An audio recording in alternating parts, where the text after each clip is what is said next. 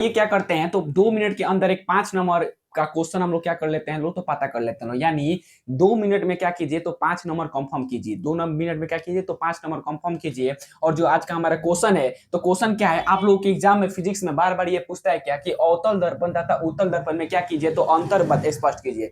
यानी अवतल दर्पण और उत्तल दर्पण में क्या कीजिए तो अंतर कैसे स्पष्ट करना है तो आइए बताते हैं क्या कीजिएगा।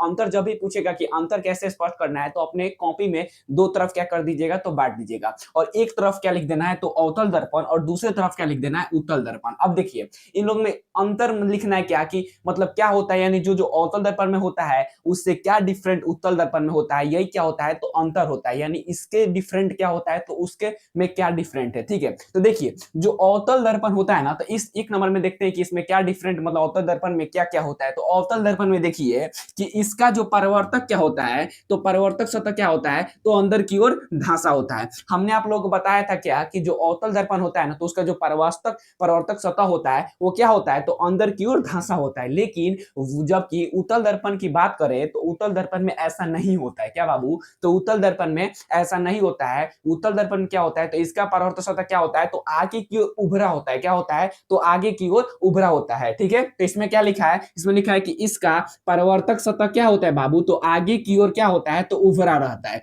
मतलब अवतल दर्पण में क्या होगा इसका परावर्तक सतह अंदर की ओर धांसा होगा जबकि उत्तल दर्पण में क्या होगा तो इसका परावर्तक सतह आगे की ओर उभरा रहेगा। ठीक है ये हो गया पहला नंबर अंतर। और देखिए दूसरा नंबर में यहाँ पे ये लिखा है अवतल दर्पण में दूसरा नंबर में क्या लिखा है तो लिखा है कि यह प्रकाश की किरणें को क्या करता है तो एक जगह पर एकत्रित करता है। यानी जो अवतल दर्पण होता है ना ये प्रकाश के किरणों को क्या करता है तो चारों बगल से जो किरणें होती है ना प्रकाश को उसको एक जगह क्या करता है तो एकत्रित करता है। ठीक है क्या करता है एकत्रित करता है इसीलिए क्या बोलते हैं लोग तो अवतल दर्पण को हम लोग अभिसारी दर्पण बोलते हैं लोग क्या तो अवतल दर्पण को हम लोग अभिसारी दर्पण भी कह सकते हैं। ठीक है अब देखिए यहाँ पे क्या लिखा है तो यह प्रकाश के किरणों को एक जगह एकत्रित करता है जबकि जबकि जो उत्तल दर्पण होता है ना ये प्रकाश के किरणों को क्या करता है बाबू तो यह प्रकाश के किरणों को एक जगह से क्या करता है तो चारों बगल फैला देता है। तो इसमें क्या हो जाएगा तो यह प्रकाश की किरणों को क्या करता है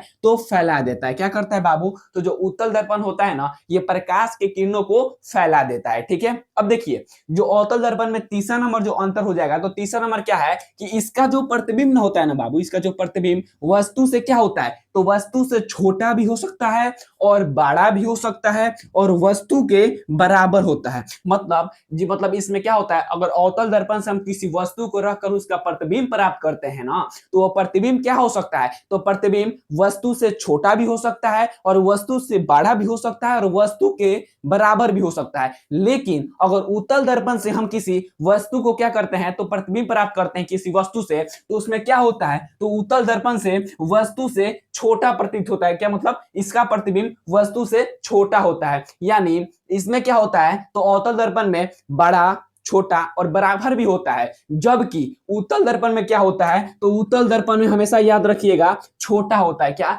तो इसका प्रतिबिंब वस्तु से छोटा होता है। ठीक है अब देखिए अवतल दर्पण में जो चौथा नंबर अंतर हो जाएगा वो क्या हो जाएगा कि अवतल दर्पण में प्रतिबिंब दर्पण के आगे या दर्पण के पीछे दोनों तरफ बनता है। यानी इस पॉइंट का कहने का ये मतलब है कि इसमें क्या होता है तो अवतल दर्पण में जो प्रतिबिंब होता है ना वो क्या होता है तो दर्पण के आगे भी बन सकता है और दर्पण के पीछे भी बन सकता है। लेकिन उत्तल दर्पण में बात करें ना तो उसमें जो प्रतिबिंब होता है वह हमेशा दर्पण के पीछे बनता है। क्या होता है बाबू तो इसमें प्रतिबिंब हमेशा दर्पण के पीछे बनता है। अब देखिए आप लोग बोलिएगा क्या कि 5 नंबर का क्वेश्चन है तो 4 ही पॉइंट क्यों लिखा है तो आप लोग इसमें एक और पॉइंट दे सकते हैं। क्या इसमें लिख सकते हैं अवतल दर्पण में कि इसे अभिसारी दर्पण भी कहते हैं और इसमें लिख सकते हैं क्या कि इसे अपसारी भी दर्पण कह सकते हैं। ठीक है तो फटाफट कमेंट करके बताइए कि आज का वीडियो आप लोग कैसा लगा हुआ। अगर इस वीडियो से 5 नंबर कंफर्म हो गया होगा तो एक क्या कीजिएगा तो एक लाइक कर दीजिएगा। चलिए मिलते हैं अगले वीडियो में तब तक के लिए जय हिंद।